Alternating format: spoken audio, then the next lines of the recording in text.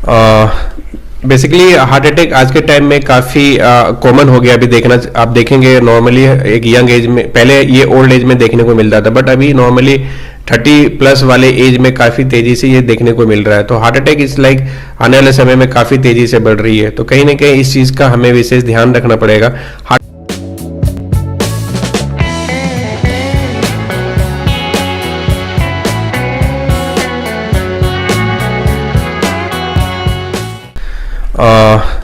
Basically heart attack आज के time में काफ़ी कॉमन हो गया। अभी देखना आप देखेंगे नॉर्मली एक यंग एज में, पहले ये ओल्ड एज में देखने को मिलता था, बट अभी नॉर्मली 30+ वाले एज में काफ़ी तेज़ी से ये देखने को मिल रहा है। तो हार्ट अटैक इस लाइक आने वाले समय में काफ़ी तेज़ी से बढ़ रही है। तो कहीं ना कहीं इस चीज़ का हमें विशेष ध्यान रखना पड़ेगा।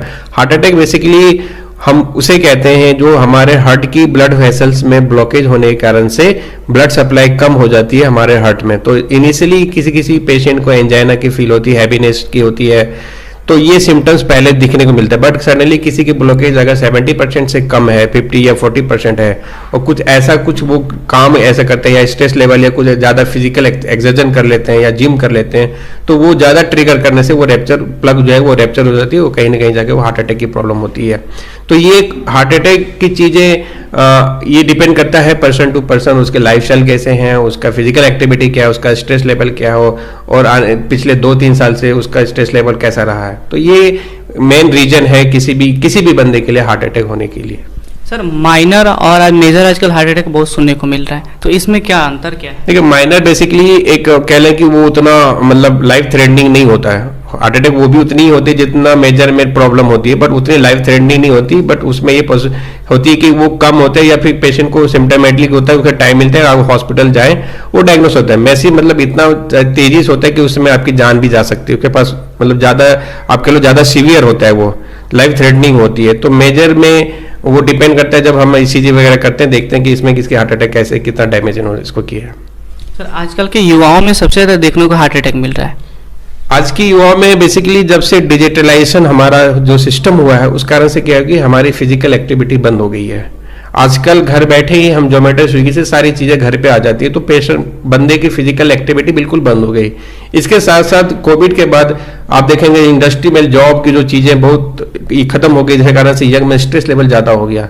तो स्ट्रेस लेवल ज़्यादा होने से उनकी जो लाइफस्टाइल है, जैसे स्मोकिंग ड्रिंकिंग की हैबिट बढ़ गई, प्लस अपनी जो लाइफस्टाइल है घर की परिवार की जो चीज़ें उसके कारण से भी स्ट्रेस लेवल बढ़ गई। तो कहीं ना कहीं वो यंग एज में जाके आज की जो लाइफस्टाइल है, जो उनके रीजन स्ट्रेस लेवल है, जो उनकी स्मोकिंग ड्रिंकिंग हैबिट है, वो एक मेन रीजन है आज के यंग जनरेशन में हार्ट अटैक होने की। सर ये भी देखा जा रहा है कि आजकल बहुत सारे लोग को एक बार हार्ट अटैक आ रहा है, फिर दोबारा फिर वो क्या ऐसे करे कि फिर दोबारा उनको उतना प्रॉब्लम क्रिएट ना हो हार्ट अटैक में। देखिए हार्ट अटैक आना ये तो एक कह ले कि हम उसे बीमारी है हार्ट अटैक की, किसी भी रीजन से, आई डोंट नो कि उसकी पिछला लाइफस्टाइल कैसा रहा है, किसी कारण से वो उनको ये प्रॉब्लम हुई। हमारे पास जो पेशेंट्स आते हैं हम उनकी काउंसलिंग करते हैं कि जो उनकी प्रॉब्लम है, लाइफस्टाइल है, जो जिसके कारण से उनकी हार्ट की प्रॉब्लम हुई, वो क्या कारण रहा है। तो हर इंसान में 5-6 कोई कारण होते हैं जिसके कारण से कहीं ना कहीं वो जाके हार्ट को डैमेज करते हैं, और ये कोई सडनली नहीं होता, ये पिछला उनके लाइफ में 5 साल या 10 साल से ऐसा होता आ रहा होगा, तभी जाके वो प्रॉब्लम होती है। तो बेसिकली जो हार्ट की जो ब्लॉकेज बढ़ रही है, आपको उस रिस्क फैक्टर को कम करना पड़ेगा फर्दर कि आपको हार्ट की प्रॉब्लम ना हो। अगर हाइपरटेंशन हो, डायबिटिक हो, स्ट्रेस लेवल हो, स्मोकिंग ड्रिंकिंग और स्मोकिंग हैबिट हो, ओबेसिटी हो, या आपका स्ट्रेस लेवल हो, या स्लीपिंग पैटर्न में डिस्टर्ब हो, तो ये सारी चीजें आपको बैलेंस करके चलनी पड़ेगी। तो इन द फ्यूचर में आपके हार्ट अटैक की पॉसिबिलिटी कम हो जाएगी, और जो हार्ट की प्रॉब्लम है वो धीरे धीरे कम भी हो जाएगी। सर आजकल ये भी देखा जा रहा है बहुत सारे लोग को डायबिटीज की प्रॉब्लम हो रही है और उनको हार्ट की प्रॉब्लम, तो वो अपने लाइफ को कैसे बैलेंस करके डायबिटीज से भी और हार्ट अटैक से भी?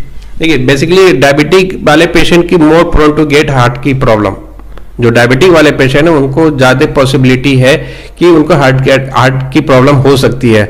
Diabetic is one of the risk factor कि उसके कारण से आपको हार्ट की प्रॉब्लम होती है। अगर आप डायबिटिक हैं तो डायबिटिक को नेचुरली विथ मेडिकेशन आप ले, कोशिश करें धीरे धीरे अपने लाइफस्टाइल को सुधारें, मेडिसिन बंद करके अब नेचुरली अपने डायबिटिक को कंट्रोल करेंगे तो ऑटोमेटिकली जो हार्ट की जो प्रॉब्लम है वो कम हो जाएंगे। सर अभी देखा जा रहा है जैसे कोविड आया, कोविड जाने के बाद जो बहुत सारे लोग वैक्सीन लिया लो, तो वैक्सीन लेने के बाद हम लोगों के ऊपर क्या असर पड़ रहा है, हार्ट पे क्या असर पड़ रहा है?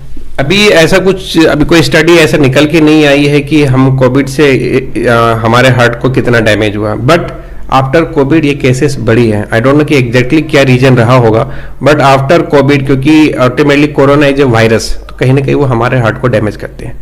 इसके साथ साथ जो वैक्सीन लेने के साथ साथ, वैक्सीन इसलिए दिया जाता है क्योंकि हम उससे फाइट कर सके वायरस से, तो वो हमारी इम्यूनिटी को भी वीक करती है।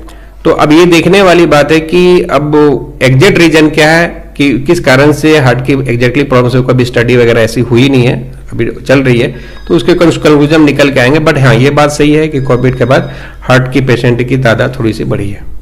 सर अगर हम बोले हमारे व्यूवर्स को 2-3 हेल्थ टिप्स देने के लिए, तो आप क्या दीजिएगा? 2-3 नहीं, मैं 6 चीज बताऊंगा। अगर ये 6 चीज अगर आप फॉलो कर लें तो 70 to 80% आपको हार्ट की प्रॉब्लम नहीं होगा। सबसे पहला ओबेसिटी, मोटापा। आप अपनी जो मोटापा है वो बिल्कुल कम करें, जो BMI है 24 उस रेंज में आए।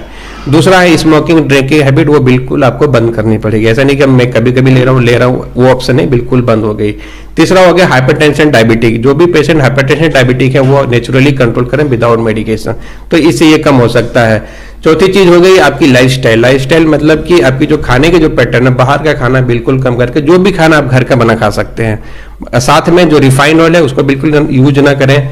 आप मस्टर्ड ऑयल यूज कर सकते हैं, वो आपके लिए अच्छा है। और घर का खाना खाएंगे तो आपके बॉडी के लिए अच्छा है, क्योंकि बाहर का जो भी खाना तो बॉडी में इन्फ्लेमेशन या ट्राइग्लिसराइड लेवल बढ़ाने की पॉसिबिलिटी होती है। पांचवी चीज हो गई आपका stress level.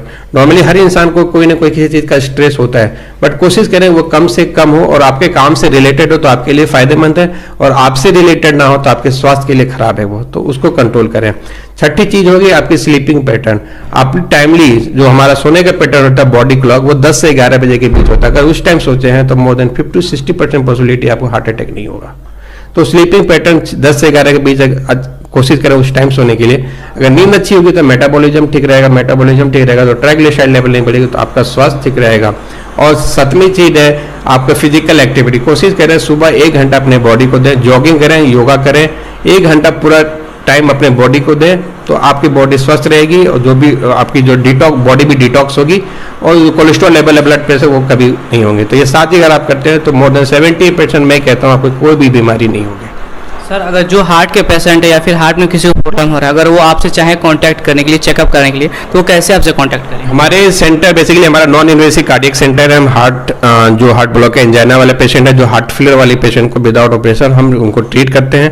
O+ heart centre के नाम से हमारा है वेबसाइट, oplusheartcenter.com। आप विजिट करेंगे तो हमारे इंडिया में मोर देन 40 सेंटर हैं, तो आप जो नियर बाई पड़ेंगे वहाँ से अपॉइंटमेंट बुक करके हमसे आप कंसल्ट कर सकते हैं।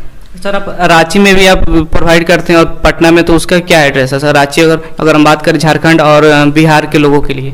रांची में हम यहाँ काके जनरल हॉस्पिटल है, काके ब्लॉक चौक में हम यहाँ रहते हैं। वहाँ पे O+ आप हार्ट सेंटर डालेंगे गूगल पे तो वो मिल जाएंगे आपको इजली, सारे एड्रेस में दिए हुए।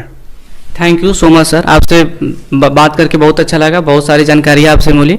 थैंक यू सो मच कि आपने टाइम दिया और मैं अपना जो भी एक वैल्यूएबल इंफॉर्मेशन था लोगों के लिए मैंने शेयर किया। Thank you.